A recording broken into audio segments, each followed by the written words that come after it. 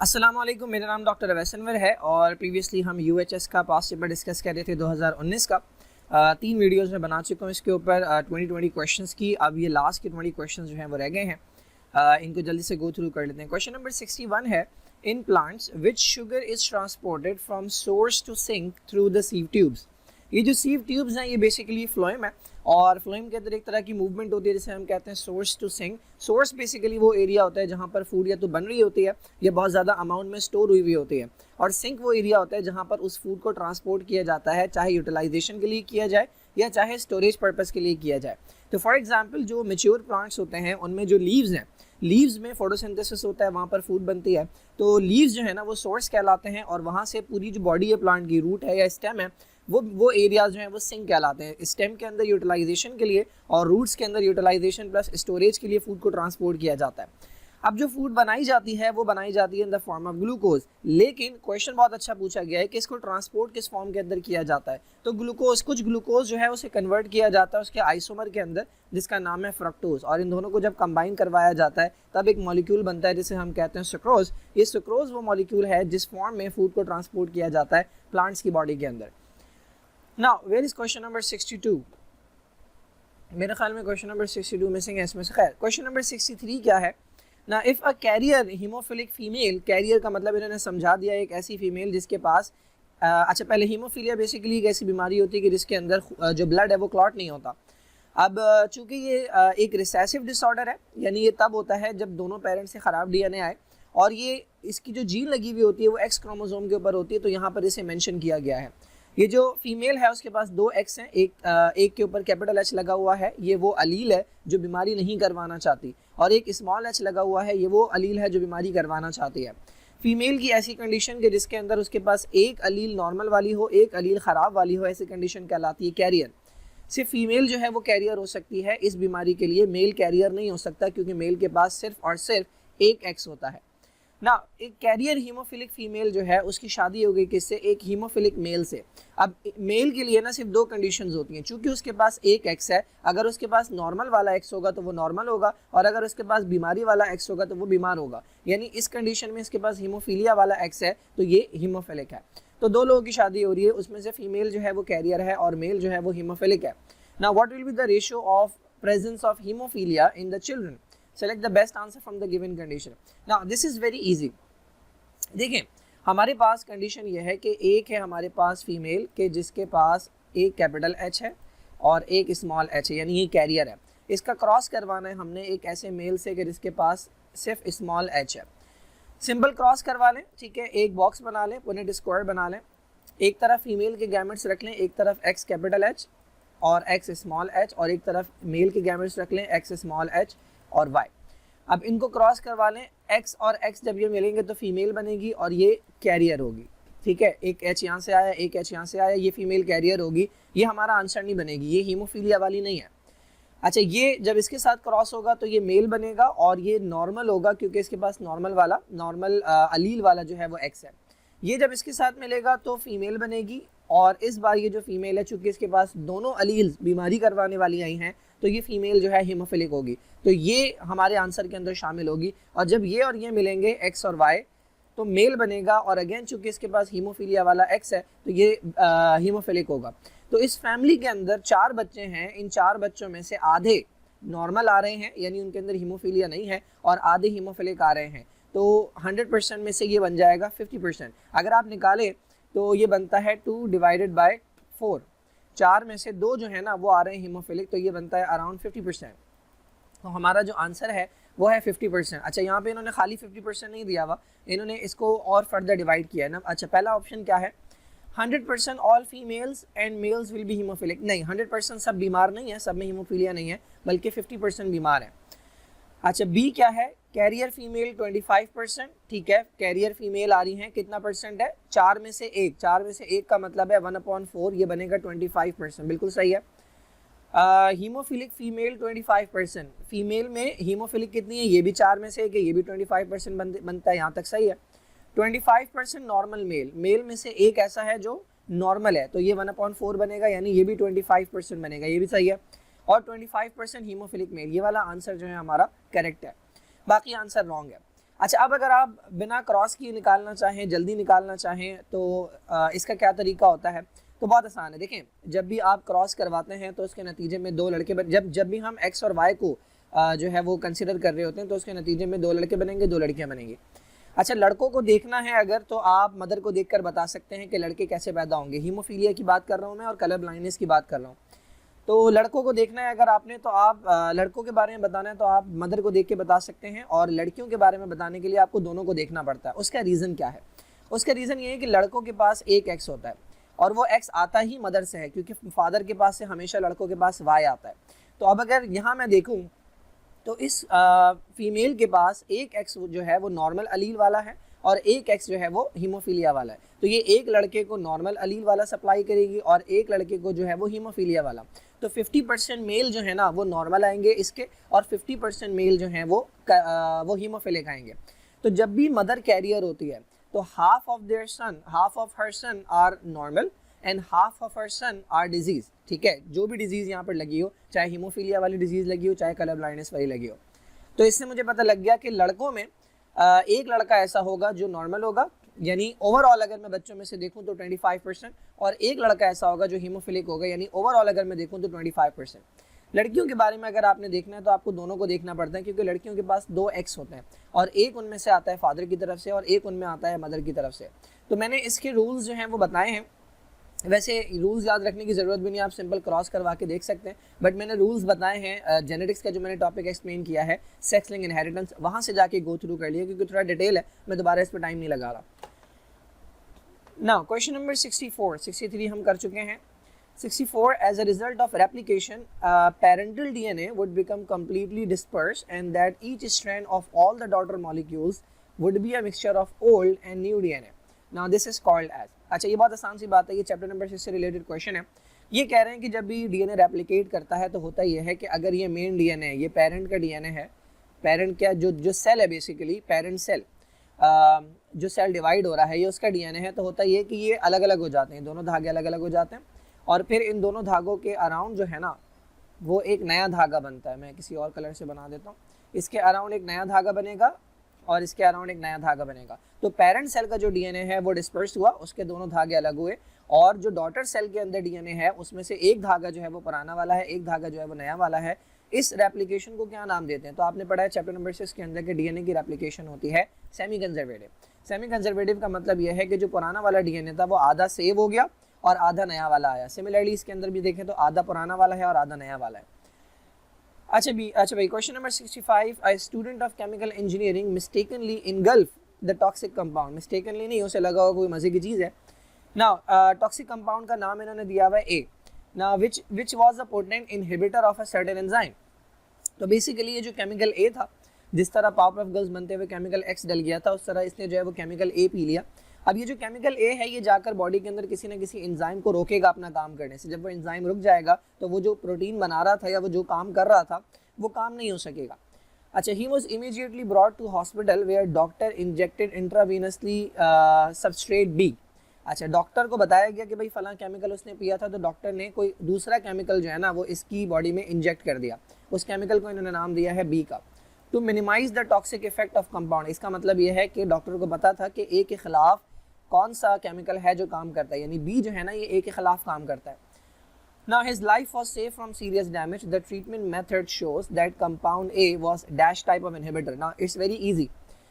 देखें भाई, ये हमारे पास एक एंजाइम था जो मज़े से अपना काम कर रहा था, ठीक है। ये स्टूपिड केमिकल इंजीनियरिंग का स्टूडेंट था कि जिसने सब्सटेंस ए जो है ना वो जाकर पी लिया। अब ये जो सब्सटेंस ए है ये मैच कर रहा है किसके साथ? इसकी एक्टिव साइट के साथ। ये इसका सबस्ट्रेट था, ठीक है, ये इसका सबस्ट्रेट था, और जो सब्सटेंस ए है वो जाकर मैच कर रहा है इसकी एक्टिव साइट के साथ। तो बेसिकली हुआ क्या, ये जाकर इसकी एक्टिव साइट के अंदर बैठ गया। जब सबस्ट्रेट बैठता था तब क्या होता था? तब बेसिकली होता था कि जो एंजाइम है वो अपना काम करता था, ठीक है। लेकिन जब ये जाकर बैठा तो एंजाइम जो है वो अपना काम नहीं कर रहा। तो मोस्ट लाइकली डॉक्टर ने जो चीज़ इंजेक्ट की वो बेसिकली यही सबस्ट्रेट का मॉलिक्यूल होगा जिसे इन्होंने बी का नाम दिया हुआ है। बिकॉज जब आप सबस्ट्रेट की कॉन्सेंट्रेशन इंक्रीज कर देते हैं तो more and more substrate are there, और लेस जो है ना इनहिबिटर मौजूद होता है, तो सबस्ट्रेट के पास ज़्यादा टाइम होता है बैठने का, तो वो एंजाइम अपना जो काम है वो कंटिन्यूसली करने लगा। तो पहली बात तो चूंकि सब्सटेंस बी के इस्तेमाल करने से सब्सटेंस ए का इफेक्ट ख़त्म हो गया, तो ये रिवर्सिबल इनहिबिशन है। और मोस्ट लाइकली ये जो इनहिबिशन है ये कंपैरेटिव रिवर्सिबल इनहिबिशन है। ये जो सब्सटेंस ए था ये जाकर एक्टिव साइट के ऊपर बैठ गया होगा और सबस्ट्रेट को एंटर नहीं होने दे रहा होगा। ये जो बी है इसने जाकर इस ए को इस एक्टिव साइट से हटा दिया। So this is an example of a comparative reversible inhibitor. Now this one we have done. Question number 66. 4 plants are present in different environmental conditions. ठीक है। Plant A is present in warm climate. ठीक है, with continuous rainfall. गर्मी ज़्यादा है और बारिशें ज़्यादा हो रही हैं। Plant B is present in a cool forest. Plant C is present in warm climate and little breeze, while plant D is present in warm climate with high wind speed. Now, which of the following plants will have the highest rate of transpiration? Now this is a very good way to ask this question. अगर आपने transpiration पढ़ा है तब आप इसे solve कर सकते हैं सही से ढंग से अगर पढ़ा है, अदरवाइज आप इसमें फंस जाएंगे। अब जो ट्रांसपायरेशन है ना वो डायरेक्टली प्रोपोर्शनल होती है 4 चीज़ों की। नंबर 1 टेम्परेचर, जितना ज़्यादा टेम्परेचर बढ़ता है ट्रांसपायरेशन उतनी बढ़ती है। वो अलग बात है कि एक वक्त के बाद इफेक्टिव नहीं होती, बट जनरली ट्रांसपायरेशन जो है वो बढ़ती है। ट्रांसपायरेशन बेसिकली वाटर का लॉस है in the form of vapours. तो जैसे जैसे टेम्परेचर बढ़ता है वैसे वैसे ट्रांसपायरेशन बढ़ती है ताकि प्लांट को कूलिंग इफेक्ट मिले। अच्छा, इसके अलावा जो ट्रांसपायरेशन है वो इंक्रीज़ होती है जब विंड बढ़ती है। क्यों? क्योंकि विंड क्या करती है, जो वाटर वेपर्स होते हैं ना उसके अराउंड, लीव्स के अराउंड उन्हें आगे ले जाती है। तो जो एरिया है लीव्स के अराउंड का जो एरिया है वो खाली हो जाता है। ये अगर एक लीफ है और इसके अराउंड वाटर वेपर्स नहीं है, कम है, तो अंदर से वाटर वेपर्स बाहर आ सकते हैं, तो डिफ्यूजन का ग्रेडियंट बनता है। सिमिलरली जो ट्रांसपायरेशन है वो इंक्रीज़ होती है सॉइल वाटर से।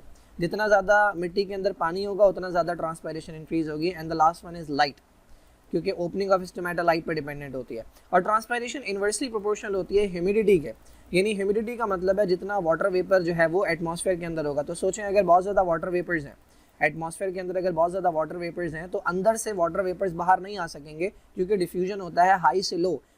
ट्रांसपायरेशन तब होगी जब अंदर वाटर वेपर्स हाई हों और बाहर वाटर वेपर्स कम हो। जब भी मैंने कहा कि विंड जब आती है तो इन वाटर वेपर्स को लेकर आगे चली जाती है, तो डिफ्यूजन का ग्रेडियंट बन जाता है। तो अगर आपको ये इक्वेशन पता है तो आप इस क्वेश्चन को बहुत आसानी से कर सकते हैं। अब सबसे पहले देखते हैं हमारे पास जो प्लांट ए है वो कहाँ मौजूद है, वो वार्म क्लाइमेट के अंदर मौजूद है। ठीक है, तो वार्म क्लाइमेट का मतलब ये है कि इसके अंदर ट्रांसपायरेशन होगी। तो एक पॉजिटिव पॉइंट मैं इसे दे देता हूँ। ठीक है, उसके अलावा विद कंटिन्यूस रेनफॉल, अब ये है negative point. Rainfall negative point क्यों है, ये क्यों नहीं चल रहा? हाँ, तो रेनफॉल नेगेटिव पॉइंट क्यों है?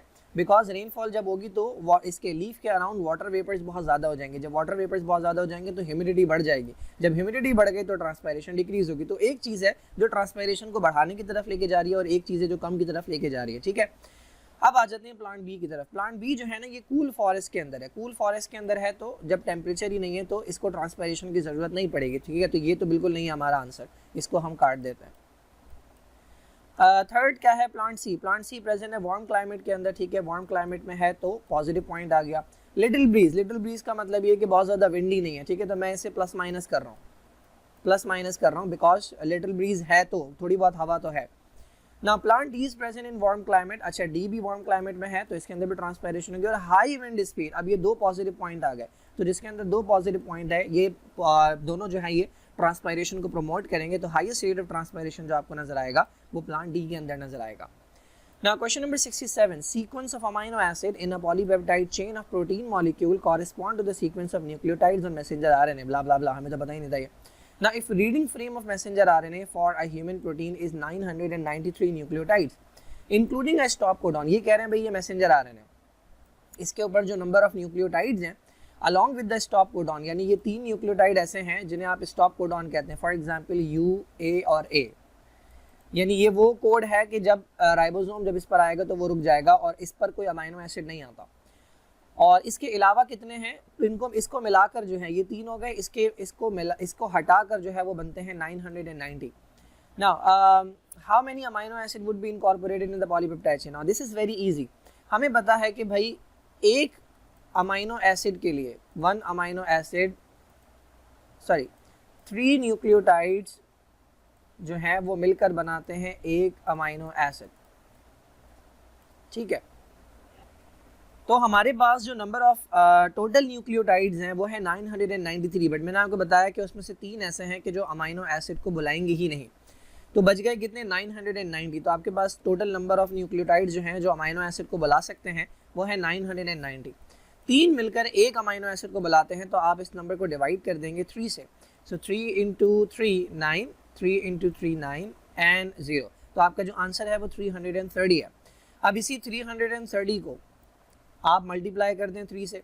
अब अगर मैं आपसे पूछूं कि एक प्रोटीन है कि जिसके अंदर 330 अमाइनो एसिड है, मुझे बता दें उसके अंदर नंबर ऑफ न्यूक्लियोटाइड्स कितने होंगे, तो आप इसे मल्टीप्लाई कर देंगे 3 से, तो आपके पास आंसर आ जाएगा 990। अब इसके अंदर मजे की बात यह है कि 330 के अलावा दिया हुआ इन्होंने 331। स्टूडेंट को पता है कि एक अमाइनो एसिड जो है वो 3 न्यूक्लियोटाइड से आता है, तो फौरन से वो क्या करेंगे, इस पूरे नंबर को डिवाइड कर देंगे किससे, 3 से। जब आप पूरे नंबर को डिवाइड करेंगे तो आपके पास आंसर आएगा 331, which is the wrong answer. उसका रीज़न ये है कि जो लास्ट वाले 3 न्यूक्लियोटाइड है जो इन्होंने मेंशन किया है स्टॉप कोडॉन से कोई भी अमाइनो एसिड नहीं आता। जो स्टार्ट कोडॉन होता है जिसका नाम है AUG, इससे अमाइनो एसिड आता है, उसका नाम है मेथियोनिन या मेथियोनिन। लेकिन जो स्टॉप कोडॉन है उनसे कोई अमाइनो एसिड नहीं आता, तो जब आप total number of amino acid निकालेंगे तो उसमें से आपको स्टॉप कोडॉन हटाना पड़ेगा। Now, question number 68, the major function of basophil is to। basophil एक तरह के सेल्स होते हैं जो कि इम्यून सिस्टम के साथ मिलकर काम करते हैं। अब ये जो basophil सेल्स हैं ये इन्फ्लेमेशन के अंदर इनका इंपॉर्टेंट रोल होता है। क्या काम करते हैं ये इन्होंने ये पूछा हुआ है। तो सबसे पहला इन्होंने ऑप्शन दिया हुआ है destroy small particles by phagocytosis. Basophils जो है ना ये स्मॉल पार्टिकल, ये फेगोसाइट्स नहीं है। फेगोसाइट्स वो सेल्स होते हैं जो कि दूसरे बैक्टीरिया वगैरह को खा जाते हैं। कौन है फेगोसाइट्स हमारे पास, न्यूट्रोफिल्स, ठीक है, जो कि शॉर्ट लिव्ड होते हैं, और मैक्रोफेजेस जो कि बिग ईटर्स कहलाते हैं। अच्छा, दूसरा क्या है हमारे पास, इनएक्टिवेट इन्फ्लेमेशन प्रोड्यूसिंग सब्सटेंसेस। मैंने कहा ये इन्फ्लेमेशन को प्रमोट करते हैं, ये इनएक्टिवेट नहीं करते। तो बेसोफिल्स का काम इनएक्टिवेशन नहीं है बल्कि ये एक्टिवेशन के अंदर काम करते हैं। ट्रांसपोर्ट ऑक्सीजन, ये तो भाई हीमोग्लोबिन का काम है या ये रेड ब्लड सेल्स का काम है, ये बेसोफिल का काम नहीं है। तो आपने 3 रूल आउट कर दिए तो आपके पास 1 बच गया, and that is they release heparin. Heparin is a chemical जो प्रिवेंट करता है ब्लड क्लॉटिंग को।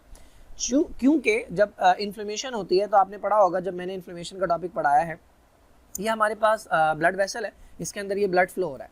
अगर यहाँ पर कोई बैक्टीरिया वगैरह होता है तो यहाँ से कुछ केमिकल निकलते हैं जो कि इन सेल्स के दरमियान की स्पेसेस को बढ़ा देते हैं। इन सेल्स के दरमियान की स्पेसेस को बढ़ा देते हैं ताकि जो इम्यून सिस्टम के सेल है वो यहाँ से क्रॉस करके आ सके। अच्छा, अब अगर ब्लड बहुत तेज़ी से गुजर रहा है तो इम्यून सिस्टम के सेल्स नहीं आ सकेंगे, तो ब्लड को स्लो किया जाता है। जब ब्लड स्लो होगा तो चांसेस होते हैं कि ब्लड क्लॉट हो सकता है, तो यहाँ पर ये हैपरिन काम आता है और ये हैपरिन ब्लड को क्लॉट होने से बचाता है। यही हैपरिन मेडिकेशन के तौर पर भी इस्तेमाल किया जाता है, ब्लड को क्लॉट होने से बचाने के लिए दवा के तौर पर भी इस्तेमाल किया जाता है मेडिसिन में। Now, question number 69 है large lymph vessels, they ultimately form larger lymph duct, which drain its lymph into। Okay, so lymphatic system वो सिस्टम होता है जो कि लिम्फ को कलेक्ट करता है। लिम्फ क्या होता है, जो कि बचा कुचा फ्लूइड होता है, जो कि जब सर्कुलेटरी सिस्टम से ब्लड गुजर रहा होता है तो उससे जो फ्लूइड बाहर आता है उसमें से थोड़ा बहुत रह जाता है, तो वो थोड़ा बहुत जब बच जाता है उसको कलेक्ट करके, इसके अलावा प्रोटीन्स को कलेक्ट करके, इसके अलावा लिपिड्स को एब्जॉर्ब करके लेकर आना, ये इस लिम्फेटिक सिस्टम की जिम्मेदारी होती है। तो लिम्फेटिक सिस्टम स्टार्ट होता है कैपिलरीज से, कैपिलरीज के बाद वो लिम्फ वेसल्स बनती हैं उससे, और उसके बाद फिर बड़ी डक्स बनती हैं। उन बड़ी डक्स के अंदर राइट साइड पे जो होती है, इतना हिस्सा राइट साइड का जो है बॉडी का, उसको ड्रेन करने वाली जो बड़ी डक्ट है उसे कहते हैं राइट लिम्फेटिक डक्ट, और बाकी जो हिस्सा है अपर बॉडी का भी और नीचे वाली बॉडी का भी, लोअर बॉडी का भी, वो लेफ्ट साइड से ड्रेन होता है, जिसे हम कहते हैं थोरैसिक डक्ट। तो ये 2 बड़ी डक्ट्स हैं जो कि सारा का सारा लिम्फ, पूरी बॉडी का जो लिम्फ है ना वो वापस देती है किसे, सर्कुलेटरी सिस्टम को, हमारे ब्लड वैस्कुलर सिस्टम को। इन्होंने पूछा है कहाँ देते हैं, तो बेसिकली ये एक पॉइंट होता है between the internal jugular vein और सबक्लेवियन वेन। तो यहाँ पर एक इंटरनल जुगुलर वेन आपको नजर आ रही है और दूसरी वेन है जो सबक्लेवियन वेन है, इन दोनों के दरमियान में ये एंटर होती है राइट लिम्फेटिक डक्ट, और लेफ्ट साइड पे अगर आप देखें तो ये लेफ्ट इंटरनल जुगुलर वेन है और सबक्लेवियन वेन, इनके दरमियान में यहाँ पर कनेक्शन होता है, और यहाँ पे सबक्लेवियन वेन वो वेन होती है जिसके अंदर ये एंटर करती है। तो ये वो पॉइंट है कि जब पूरी बॉडी का जो लिम्फ है राइट साइड से भी, लेफ्ट साइड से भी और राइट साइड से भी, वो एंटर होता है दोबारा से सर्कुलेटरी सिस्टम के अंदर। तो कैरोटिड और एओर्टा आर्टीरियल सिस्टम में तो बिल्कुल भी नहीं करेगी, जाहिर है, तो आर्टरी जहाँ पर भी लिखी है वो आंसर नहीं है। वीना केवा और एओर्टा, इसके अंदर भी आर्टरी लिखी हुई है, ये भी आंसर नहीं है। तो आखिरी चीज जो बच जाती है वो है subclavian vein. Now next question ये है कि blood group AB is an example of what. तो ये जेनेटिक्स से रिलेटेड क्वेश्चन पूछा गया है। अब हमारे पास जो ब्लड ग्रुप्स होते हैं उन्हें हम किस तरह से डिवाइड करते हैं। एक मॉलिक्यूल होता है जो रेड ब्लड सेल के ऊपर पाया जाता है, उसे हम नाम देते हैं एंटीजन का। एंटीजन के बारे में मैंने बताया कि एंटीजन कोई भी ऐसा मॉलिक्यूल होता है जिसके खिलाफ इम्यून सिस्टम कोई रिस्पांस दे सके, कोई रिएक्शन दे सके। अब कुछ ऐसे होते हैं जो हमारी बॉडी के अपने मॉलिक्यूल्स होते हैं, वो कहलाते हैं सेल्फ एंटीजन। तो ये जो मॉलिक्यूल रेड ब्लड सेल पे, मेरे रेड ब्लड सेल पे लगा हुआ है, वो मेरा सेल्फ एंटीजन है, मेरा इम्यून सिस्टम कभी भी इसके खिलाफ अटैक नहीं करता। तो सपोज कर लें इस तरह का मॉलिक्यूल अगर है तो मैं कहूँगा ये ए एंटीजन है। तो जिन लोगों के पास ए एंटीजन होती है उनका ब्लड ग्रुप ए होता है, जिन लोगों का ब्लड ग्रुप बी होता है उनके पास सपोज कर लें इस तरह की एंटीजन होती है, तो दिस इज बी एंटीजन। जिनका ब्लड ग्रुप ओ होता है उनके पास कोई एंटीजन नहीं होती। अब ये जो एंटीजन्स हैं ए या बी, दो ही एंटीजन्स हैं हमारे पास, ये कंट्रोल होती हैं जीन से। तो हमारे पास ब्लड ग्रुप को कंट्रोल करने वाली जीन सपोज कर लें इस क्रोमोसोम पे लगी हुई है। अब चूंकि दो वैरायटीज हैं, एक है ए एंटीजन प्रोड्यूस करने वाली और एक है बी एंटीजन प्रोड्यूस करने वाली, तो यहाँ पर अलील का कॉन्सेप्ट आ गया। एक वैरायटी और भी है, वो है एक ऐसी अलील जो ब्लड ग्रुप प्रोड्यूस नहीं करती, वो है ओ। तो हमारे पास 3 अलील्स हो गई। तो ये कॉन्सेप्ट जो है ये मल्टीपल अलील्स के अंदर आता है। जब भी 2 से ज़्यादा अलील्स होती हैं तो वो मल्टीपल अलील्स हैं। तो अब किसी के क्रोमोसोम्स को अगर आप उठाकर देखें तो हो सकता है उसके पास यहाँ पर ए करवाने वाली, दोनों अलील्स ए करवाने वाली हो। किसी के पास ऐसा हो सकता है कि यहाँ पर दोनों जगह पे बी करवाने वाली अलील लगी हुई हो।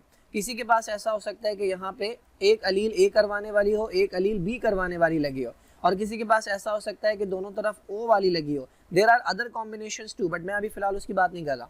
द पॉइंट इज कि नॉर्मली हम देखते हैं कि ऐसा होता है कि जब ऐसी कंडीशन हो कि 2 डिफरेंट अलील्स हो तो उनमें से कोई एक जीत जाती है और एक हार जाती है। बट एक टाइप की इनहेरिटेंस हमने देखी थी कि जिसके अंदर जब 2 डिफरेंट अलील्स आमने सामने आती हैं तो वो दोनों अपना इफेक्ट शो करती हैं। This is an example of that. जब भी आप किसी ए बी वाले का ब्लड ग्रुप, किसी ए बी वाले का रेड ब्लड सेल उठाकर देखेंगे तो उसके ऊपर आपको ए एंटीजन भी मिलेगी और उसके ऊपर आपको बी एंटीजन भी मिलेगी, यानी दोनों अलील्स बराबरी से अपना इफेक्ट शो कर रही हैं। ये टाइप इनहेरिटेंस की कहलाती है कोडोमिनेंस। तो ये जो ए बी ये जो है हमारे पास ब्लड ग्रुप ए बी, ये एग्जाम्पल है हमारे पास कोडोमिनेंस की। Now, passive processes for the movement of molecule across cell surface membrane। हमारे पास जो मेम्ब्रेन के अक्रॉस ट्रांसपोर्ट होती है वो 2 तरह की होती है, एक पैसिव ट्रांसपोर्ट होती है और एक एक्टिव ट्रांसपोर्ट होती है। पैसिव का मतलब होता है हाई से लो चीज़ें मूव करेंगी और विदाउट एनर्जी। एक्टिव का मतलब होता है लो से हाई जाएंगी और विद एनर्जी। तो पैसिव की एग्जाम्पल के अंदर आता है डिफ्यूजन एंड ऑस्मोसिस। डिफ्यूजन के अंदर सिंपल डिफ्यूजन भी पैसिव के अंदर आता है और फैसिलिटेटेड डिफ्यूजन भी पैसिव के अंदर आता है। फैसिलिटेटेड एक ऐसा टाइप का डिफ्यूजन होता है जिसके अंदर कोई मॉलिक्यूल जो है ना वो हेल्प कर रहा होता है लेकिन एनर्जी की रिक्वायरमेंट नहीं होती। तो पहला ऑप्शन अगर आप देखें तो फैसिलिटेटेड डिफ्यूजन एंड ऑस्मोसिस यही करेक्ट है। यहाँ पर देखें फैसिलिटेटेड डिफ्यूजन के साथ पिनोसाइटोसिस दिया हुआ है। ये जो पिनोसाइटोसिस है इसमें क्या होता है, ये अगर सेल है और ये कोई मटेरियल अंदर आना चाह रहा है तो ये मेम्ब्रेन अंदर की तरफ फोल्ड होती है, ये मटेरियल यहाँ आएगा, फिर ये मेम्ब्रेन और अंदर की तरफ फोल्ड होगी, ये मटेरियल यहाँ आ गया और फिर ये मेम्ब्रेन पूरी आपस में मिल जाएगी और ये मटेरियल इस बैग के अंदर आ जाएगा। तो इस पूरे प्रोसेस के अंदर एनर्जी लगती है। ये एग्जाम्पल है एंडोसाइटोसिस की। एंडोसाइटोसिस का मतलब होता है कोई चीज़ सेल के अंदर आना, बड़ी चीज़। तो ये फैगोसाइटोसिस और पिनोसाइटोसिस ये दोनों एंडोसाइटोसिस की एग्जाम्पल है। कोई चीज़ बाहर जाना जो है वो एक्सोसाइटोसिस कहलाता है। ये तीनों प्रोसेसेस जो हैं ये एनर्जी कंज्यूमिंग होते हैं। अच्छा ये क्या है भाई, 71 के बाद वी हैव 72। ये फैटी एसिड और इथेन कहाँ से आ रहा है? मेरे ख्याल में कोई MCQ जो है वो कटा है यहाँ पे। खैर, तो 72 MCQ है हमारे पास। Glycolysis takes place in dash of the cell. अब ये जो ग्लाइकोलाइसिस है ये एक ऐसा प्रोसेस है, ये एक ऐसी मशीन है कि जिसके अंदर ग्लूकोज जाता है और जो चीज़ बाहर आती है वो कहलाता है पायरुविक एसिड। एक ग्लूकोज का मॉलिक्यूल अंदर जाता है, 2 मॉलिक्यूल पायरुविक एसिड के बाहर आते हैं। ठीक है, तो ये ग्लाइकोलाइसिस की जो मशीन होती है या इसके जो एंजाइम्स हैं ये कहाँ लगे होते हैं, तो ये लगे हुए होते हैं साइटोप्लाज्म के अंदर। इसके अलावा जो 2 चीज़ें आप पढ़ते हैं, एक है क्रैब साइकिल और एक है इलेक्ट्रॉन ट्रांसपोर्ट चेन। ये दोनों माइटोकॉन्ड्रिया के अंदर लगी होती है। Electron transport chain inner membrane में लगी होती है और क्रैब साइकिल जो लगी होती है वो मैट्रिक्स में होती है। Now lipid contain double amount of energy as compared to the same amount of carbohydrate due to the presence of। Even अगर आपको इसका आंसर नहीं भी पता, एक्चुअल आंसर नहीं भी पता, but you can reach to the answer. कैसे? सपोज कर लें कि आपने ही कभी क्वेश्चन पढ़ा ही नहीं है, ठीक है, या आपको कोई आइडिया नहीं है इसके बारे में। तो सबसे पहले अगर आप ये देखें, ऑप्शन नंबर डी देखें, higher proportion of oxygen. Lipid की डेफिनेशन के अंदर आप ये पढ़ते हैं कि लिपिड्स कार्बोहाइड्रेट से मिलते जुलते मॉलिक्यूल्स होते हैं, बिकॉज इसके अंदर भी कार्बन होता है, हाइड्रोजन होता है और ऑक्सीजन होता है। लेकिन जो डिफरेंस होता है वो ये होता है कि इसके अंदर ऑक्सीजन का अमाउंट जो है ना वो कार्बोहाइड्रेट के मुकाबले में बहुत कम होता है, तो they do not have high proportion of oxygen. तो ये तो यहीं पर गलत हो गया। अगर इनके पास हाई प्रोपोर्शन ऑफ ऑक्सीजन नहीं है तो इनके पास हाई प्रोपोर्शन ऑफ कार्बन और ऑक्सीजन बॉन्ड्स भी नहीं होंगे, क्योंकि जाहिर है जब ऑक्सीजन ही कम है तो वो कार्बन के साथ कहाँ ज़्यादा बॉन्ड बनाएंगे। तो ये दोनों ऑप्शन यहाँ से गलत हो गए।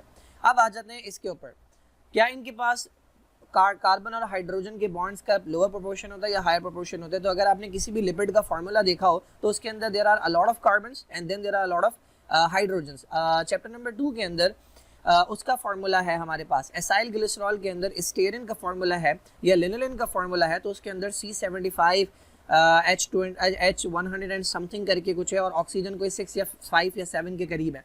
तो इससे पता लगता है कि लिपिड्स के अंदर जो बॉन्ड्स होते हैं वो कार्बन और हाइड्रोजन के ज़्यादा होते हैं as compare to carbon and oxygen bond या ऑक्सीजन का अमाउंट। तो high proportion of carbon and hydrogen bonds की वजह से लिपिड्स के अंदर डबल अमाउंट होता है एनर्जी का एज कम्पेयर टू कार्बोहाइड्रेट। क्योंकि अगर आप देखें तो C57 this is the formula of something, C57 H100 and something, ठीक है, एंड O6 ये कोई किसी एक लिपिड का फार्मूला है। इसके बरक्स अगर आप ग्लूकोज का फार्मूला देखें C6 H12O6, देखें ऑक्सीजन दोनों के अंदर तकरीबन सिमिलर अमाउंट आ रहा है, लेकिन कार्बन और हाइड्रोजन के जो बॉन्ड्स हैं, कार्बन और हाइड्रोजन का जो नंबर है उसमें बहुत ज़्यादा डिफरेंस है। दैट इज़ वाई लिपिड्स के अंदर डबल अमाउंट होता है एनर्जी का as compare to the same amount of carbohydrate. यानी अगर आपके पास 1 किलो कार्बोहाइड्रेट है और 1 किलो आपके पास लिपिड्स है तो लिपिड से आप ज़्यादा एनर्जी प्रोड्यूस कर सकते हैं। Now if water has a high latent heat of vaporisation, now how this property of water could be helpful to plants and animals? Now this is a very easy question। अगर आपको heat of vaporisation की definition पता है, देखिए heat of vaporisation का high होने का मतलब यह है कि अगर मैं चाह रहा हूँ, पहले मैं इसको ज़रा क्लियर करूँ। देखिए भाई हमारे पास ये जो वाटर है ये 3 स्टेट्स के अंदर है, ठीक है। एक है हमारे पास लिक्विड स्टेट, एक है हमारे पास सॉलिड स्टेट और एक है हमारे पास गैस स्टेट, ठीक है। यहाँ पर बात हो रही है लिक्विड से गैस के अंदर कन्वर्ट करने की, तो वेपर के अंदर कन्वर्ट करने की या गैस के अंदर कन्वर्ट करने की। तो जितना अमाउंट मुझे लगाना पड़ता है इसे लिक्विड से वेपर के अंदर कन्वर्ट करने के लिए वो है basically heat of vaporisation. Heat of vaporisation का सिंपल मतलब है वेपर में कन्वर्ट करने के लिए कितनी हीट चाहिए। अब वाटर की हाई है, हाई होने का मतलब ये है कि फॉर एग्जाम्पल मेरे पास 1 ग्राम ऑफ वाटर है और मुझे उसे वेपर में कन्वर्ट करना है, तो मुझे बहुत ज़्यादा एनर्जी लगानी पड़ेगी तब जाकर ये वाटर के अंदर, तब जाके ये वेपर के अंदर कन्वर्ट होगा, ठीक है। यानी वाटर के अंदर बहुत ज़्यादा हीट डालनी पड़ती है, बहुत ज़्यादा एनर्जी इन्वेस्ट करनी पड़ती है ताकि उसकी स्टेट क्या हो सके, ताकि उसकी स्टेट चेंज हो सके, किससे, लिक्विड से गैस के अंदर कन्वर्ट हो सके। अब सवाल ये पूछ रहे हैं कि इस प्रॉपर्टी का, इस हाई हीट ऑफ वेपराइजेशन का प्लांट्स और एनिमल्स को क्या फ़ायदा है। तो सबसे पहला ऑप्शन देखें, with the release of large amount of water vapours. Suppose कर लें अगर बहुत ज़्यादा अमाउंट में वाटर वेपर्स निकल रहे हैं, a small amount of heat loss can take place. देखिए बिल्कुल ऑपोजिट बात की है, मैं आपसे कह रहा हूँ कि वेपर बनाने के लिए ज़्यादा हीट चाहिए, ये कह रहे हैं कि अगर ज़्यादा वेपर्स निकल रहे हैं तो इसका मतलब प्लांट और एनिमल की बॉडी से कम हीट लॉस होगी, तो ये बिल्कुल ऑपोजिट बात कर रहे हैं। This is the wrong answer. Now it will keep their temperature very high, temperature very high रखने से इसका कोई ताल्लुक नहीं है। Then no cooling effect with the release of even large amount of water vapours. ऐसा नहीं होता, जितना भी वाटर वेपर रिलीज होता है उससे कूलिंग इफेक्ट आपको मिलता है, जितना लार्ज अमाउंट वाटर वेपर का रिलीज होगा उससे आपको कूलिंग इफेक्ट मिलेगा। The last one is with the release of a small amount of water vapors a great amount of heat loss can take place. Now this is the right answer। क्यों भाई? क्योंकि obviously liquid से gas के अंदर convert करने के लिए high heat of vaporisation, high heat चाहिए, बहुत ज़्यादा अमाउंट मुझे हीट का देना पड़ेगा। तो अगर मैं 10 मॉलिक्यूल को भी कन्वर्ट कर रहा हूँ तो बहुत ज़्यादा एनर्जी मुझे इन्वेस्ट करनी पड़ेगी। ये एनर्जी कहाँ से आ रही है? ये एनर्जी प्लांट और एनिमल की बॉडी से आ रही है। तो जैसे जैसे हाई टेम्परेचर होता है प्लांट और एनिमल की बॉडी का, उनके अंदर वेपराइजेशन शुरू हो जाती है, स्वेटिंग एनिमल्स के अंदर और प्लांट्स के अंदर ट्रांसपायरेशन शुरू हो जाती है। तो वो जितना अमाउंट हीट का है वो इन लिक्विड मॉलिक्यूल्स को दे रहे होते हैं ताकि वो वेपर के अंदर कन्वर्ट हो सके। तो थोड़े से मॉलिक्यूल भी अगर वेपर में कन्वर्ट कर दिए तो काफ़ी ज़्यादा हीट जो है उसे लॉस किया जा सकता है बॉडी से। So this is the right answer. Now how many molecules of ATP would be utilized for phosphorylation of one glucose molecule during glycolysis? Phosphorylation का मतलब ये है, ग्लूकोज की phosphorylation का मतलब है कि उसके अंदर फॉस्फेट ऐड करना। अगर आपने ग्लाइकोलाइसिस का चार्ट देखा हो तो उसको 2 फेजेस में हम डिवाइड करते हैं। एक को हम कहते हैं एनर्जी इन्वेस्टमेंट फेज, जिसके अंदर हम एनर्जी लगाते हैं, और एक होता है एनर्जी यील्डिंग फेज कि जिसके अंदर हमें एनर्जी मिलती है। तो एनर्जी इन्वेस्टमेंट फेज जो होता है, मैं दिखा दूँ। Okay now you see here, ये जो 4 स्टेप्स होते हैं शुरू के, इन्हें हम कहते हैं एनर्जी इन्वेस्टमेंट फेज, क्योंकि हमें नज़र आ रहा है कि एटीपी बनने के बजाय एटीपी ब्रेक हो रहा है। ये एटीपी आया है और इसने अपना फॉस्फेट दिया और ये कन्वर्ट हो गया एडीपी के अंदर।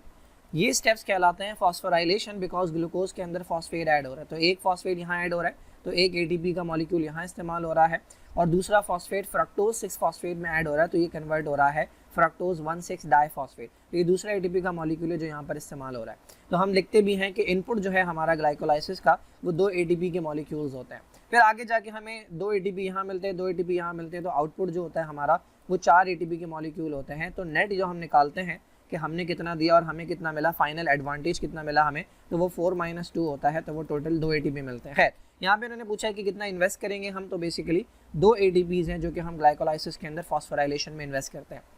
Now, among the following, dash enzyme is naturally found in human immunodeficiency virus. Human immunodeficiency virus एक खास तरह की क्लासिफिकेशन के अंदर आता है जिसे रेट्रोवायरस कहते हैं।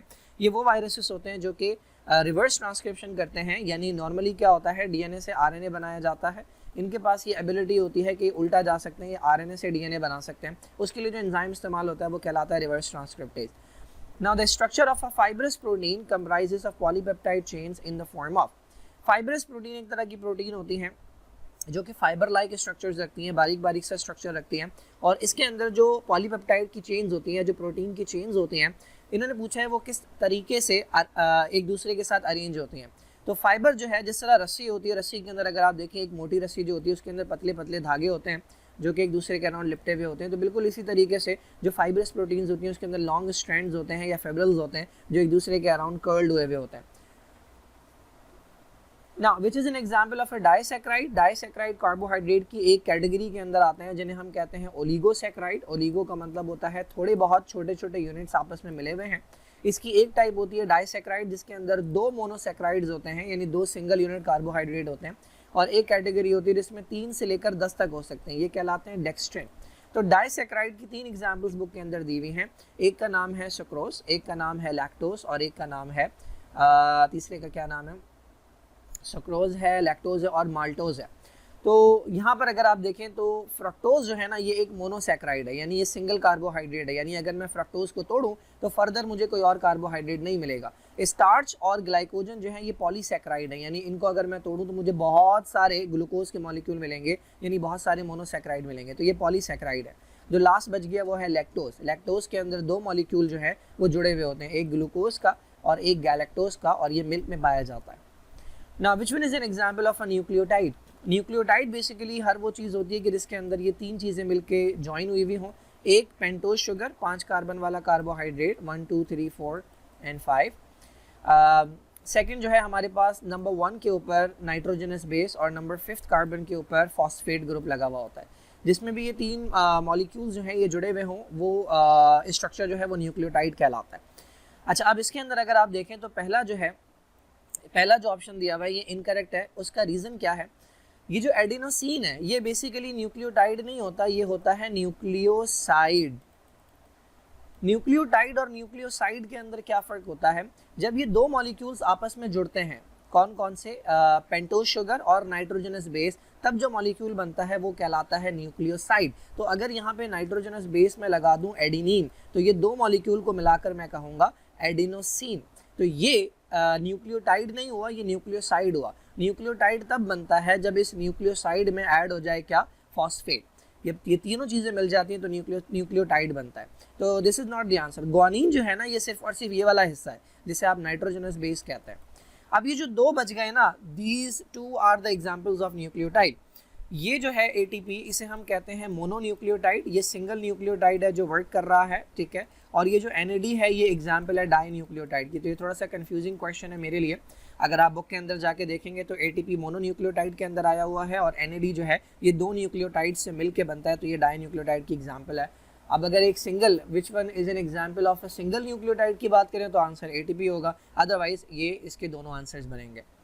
Now which of the following photosystem is involve in cyclic photophosphorylation? अब हमारे पास जो फोटोफॉस्फोराइलेशन होती है यानी लाइट की प्रेजेंस में ATP का जो बनना है वो 2 तरह का होता है। एक होता है जिसे हम कहते हैं नॉन साइक्लिक, जिसमें इलेक्ट्रॉन निकलते हैं एक जगह से, फोटोसिस्टम 2 से इलेक्ट्रॉन निकलते हैं, ठीक है, उसके बाद एक मॉलिक्यूल के पास जाते हैं, जो कि प्राइमरी इलेक्ट्रॉन एक्सेप्टर होता है, उसके बाद साइटोक्रोम BF के पास जाते हैं, उसके बाद फोटोसिस्टम 1 के पास जाते हैं, उसके बाद अगेन प्राइमरी इलेक्ट्रॉन फेरेडॉक्सिन के पास जाते हैं, उसके बाद जाते हैं ये NADP के पास और ये कन्वर्ट हो जाता है NADPH के अंदर। तो ये इलेक्ट्रॉन जो यहाँ से निकले थे वो वापस ही नहीं आए कभी।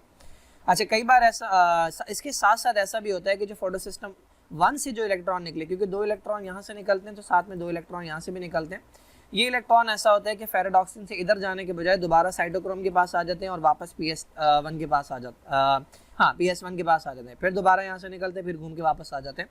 तो ये वाली जो फॉस्फोराइलेशन है ये Z वाली फॉर्म के अंदर ये कहलाती है नॉन साइक्लिक, और ये वाली जो फॉस्फोराइलेशन है ये कहलाती है साइक्लिक। तो साइक्लिक के अंदर फोटोसिस्टम 1 जो है ना ये भाई साहब इन्वॉल्व होता है। यहाँ पर ये क्वेश्चन पेपर जो है ये 2019 का UHS का पेपर जो है ये ख़त्म होता है। आई होप समझ आया होगा आपको।